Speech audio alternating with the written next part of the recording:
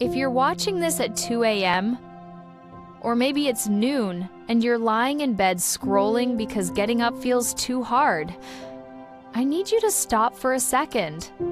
Take a breath. You found this video for a reason.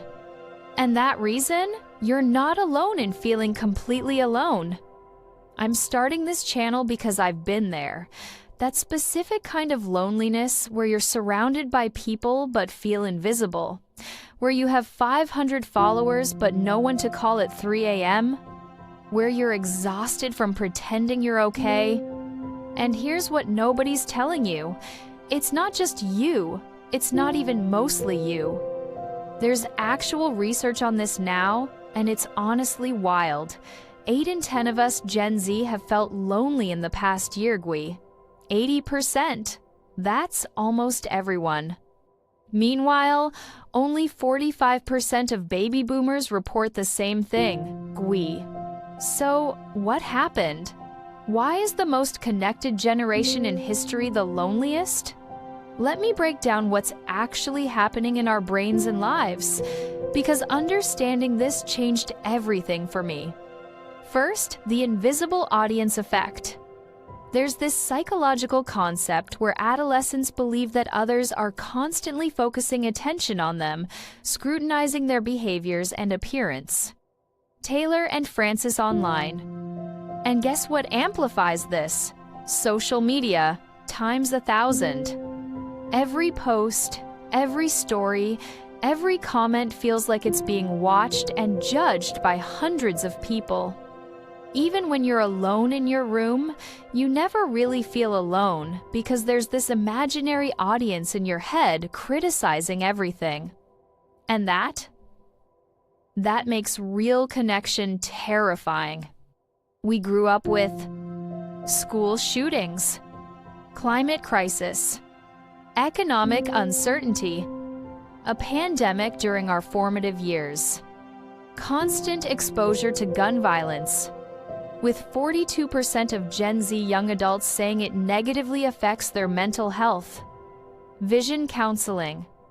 Our nervous systems are in constant survival mode. The blank stare people talk about? Psychologists see it as nervous system preservation, choosing pause over panic while doing. We're not lazy. We're not antisocial. We're protecting ourselves from complete burnout. Third, the social media trap. We've been raised on comparison culture, the pressure to maintain online personas while struggling with authentic self-expression creates these additional layers of anxiety. Science Daily. We see everyone's highlight reels and think we're the only ones struggling.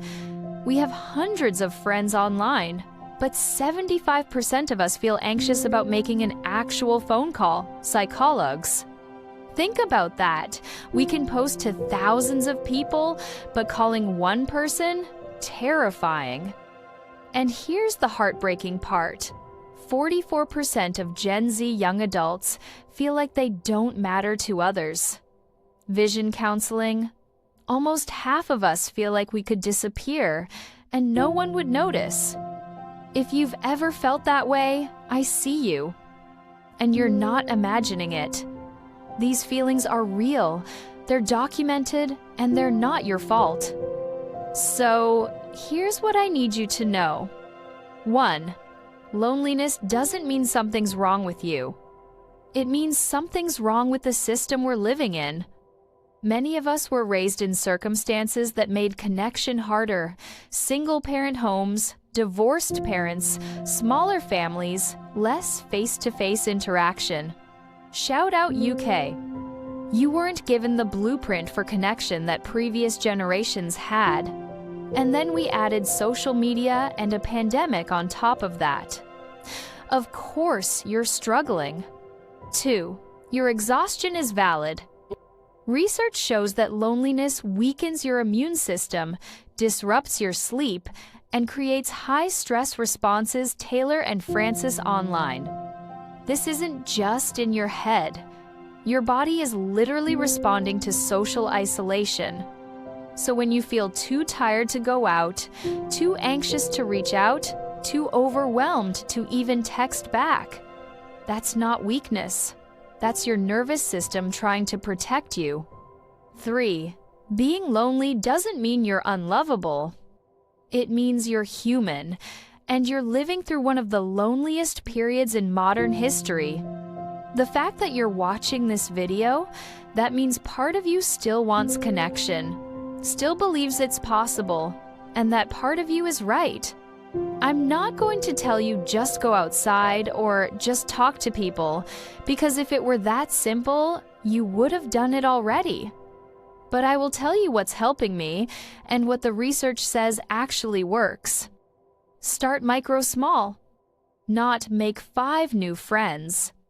More like, make eye contact with one person today. Say thank you to the barista and actually mean it. Send one text that says, thinking of you to someone you haven't talked to in a while.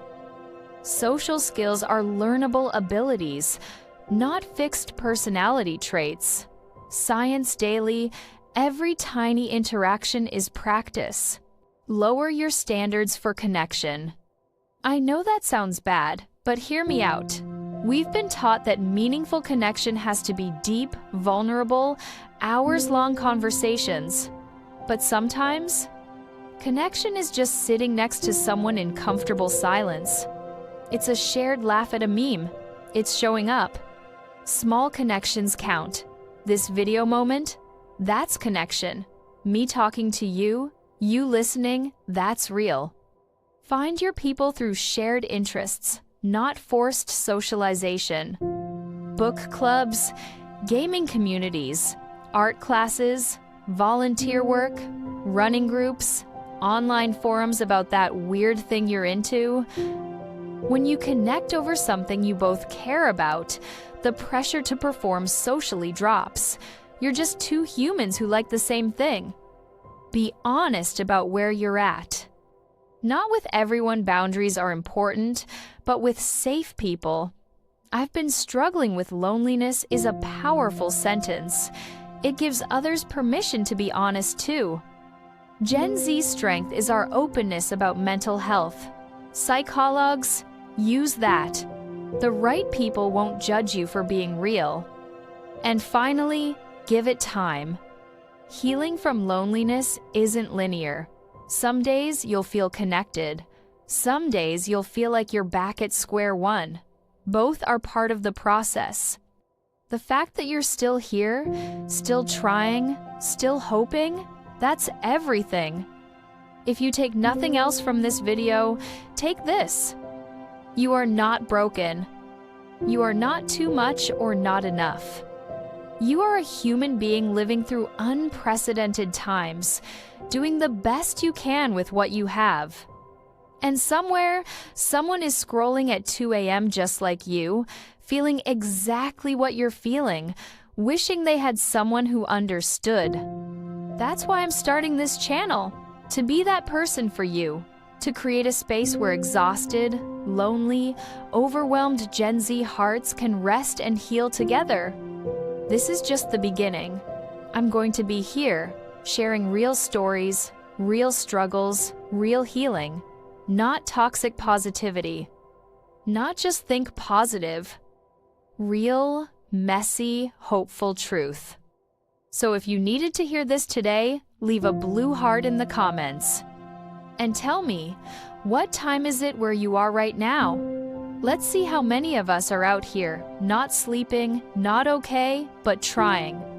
You're not alone in feeling alone, and maybe, just maybe, that's where healing starts. I'll see you in the next video. Take care of your heart.